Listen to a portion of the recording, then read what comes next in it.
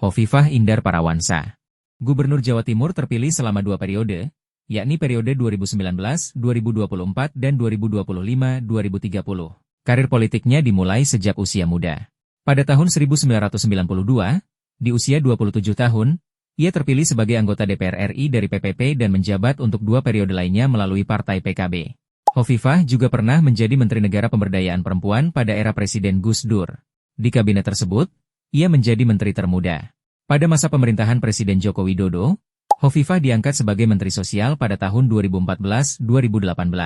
Ia mengundurkan diri menjelang Pilkada Jawa Timur 2018 untuk mencalonkan diri sebagai gubernur. Hovifah telah menjabat sebagai Ketua Umum Muslimat NU selama 4 periode.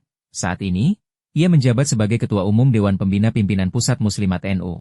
Ia lulusan Sarjana Ilmu Sosial dan Ilmu Politik, Universitas Airlangga, Sarjana Ilmu Dakwah, Sekolah Tinggi Ilmu Dakwah, Magister Ilmu Sosial dan Ilmu Politik, Universitas Indonesia. Hovifah sempat 2 kali gagal dalam kontestasi pemilihan Gubernur Jawa Timur, 2008, kalah tipis dari pasangan Soekarwo Saifullah Yusuf dengan selisih hanya 1,6%. 2013, ia kembali kalah dari pasangan petahana Soekarwo Saifullah Yusuf, dengan perolehan suara 37,62%, dibandingkan lawannya yang memperoleh 47,25%. Keberhasilannya datang pada Pilkada 2018, ketika Soekarwo tidak dapat mencalonkan diri kembali setelah 2 periode menjabat. Hovifah menggandeng Emil Dardak, politisi muda sekaligus keturunan tokoh NU, dan berhasil meraih kemenangan dengan 10.465.218 suara, 53,55%. Pada Pilkada 2024, pasangan Hovifah Emil kembali memenangkan pertarungan, dengan 12.192.165 suara, 58,81%, mengalahkan pasangan kuat lainnya, termasuk mantan Wali Kota Surabaya dan Menteri Sosial, Tri Risma Harini. Keterlibatannya dalam tim pemenangan nasional Prabowo Gibran pada pemilu 2024 memicu perdebatan mengenai netralitas NU dalam politik praktis. Sherly Joanda. Sherly Joanda menjabat sebagai Gubernur Maluku Utara sejak Februari 2025, menjadikannya perempuan ketiga yang pernah menjadi gubernur di Indonesia. Ia merupakan istri dari Mendiang Beni Laos, Bupati Pulau Morotai periode 2017-2022, yang meninggal dunia dalam insiden ledakan speedboat di perairan Taliabu pada Oktober 2024, sebulan sebelum pemilihan kepala daerah serentak dilaksanakan. Sherly langsung menggantikan suaminya sebagai calon gubernur dan menang. Sebelumnya, Sherly aktif sebagai ketua tim penggerak PKK Kabupaten Pulau Morotai saat mendampingi suaminya sebagai bupati. Sherly merupakan kader dari Partai Demokrat. Pendidikan. Sherly merupakan sarjana International Business Management Universitas Petra dan double degree magister dari Inholand University, Belanda. Kemenangan bersejarah. Dalam Pilgub Maluku Utara 2024, Sherly mencatat sejarah sebagai perempuan, warga keturunan Tionghoa, pemeluk agama Kristen Protestan. Dengan latar belakang 3 identitas minoritas tersebut, ia tetap berhasil memenangkan pemilihan gubernur dengan 359.416 suara, 51,68%, unggul signifikan atas 3 kandidat lainnya. Beberapa isu yang menyertai awal kepemimpinannya antara lain, tragedi speedboat suami, meninggalnya suami Sherly dalam ledakan speedboat memunculkan spekulasi soal kemungkinan sabotase dan pelanggaran prosedur pengisian bahan bakar, refueling, yang hingga kini masih menjadi perhatian publik dan aparat. Polemik Pilkada 2024. Pemilu sempat diwarnai gugatan dari rival politiknya.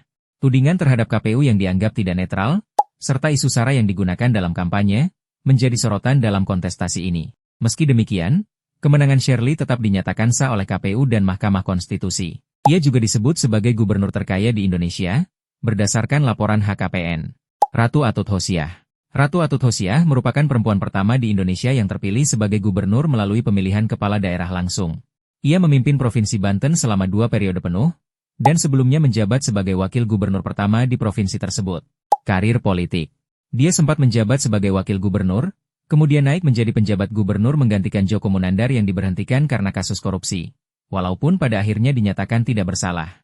Kemudian dia menjadi gubernur Banten selama 2 periode. Pada Pilkada 2006, Atut bersama Muhammad Masduki memperoleh 1.445.457 suara, 40,15%.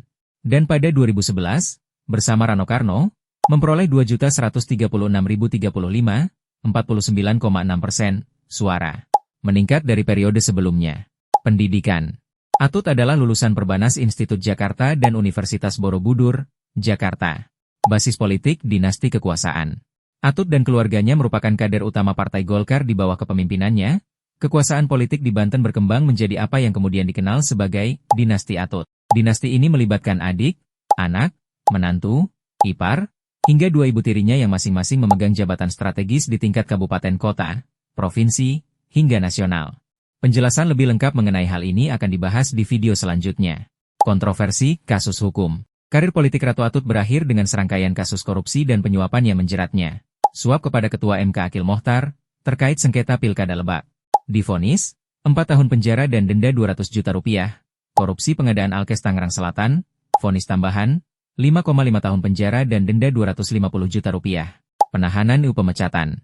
Atut ditahan oleh KPK sejak Desember 2013 dan diberhentikan secara resmi melalui keputusan Presiden pada Juli 2015. Atut telah bebas bersyarat pada September 2022. Sejak Indonesia merdeka hingga sekarang, dari 38 provinsi, hanya 3 perempuan hebat inilah yang berhasil menjadi gubernur. Menurutmu, siapakah gubernur perempuan terbaik di Indonesia?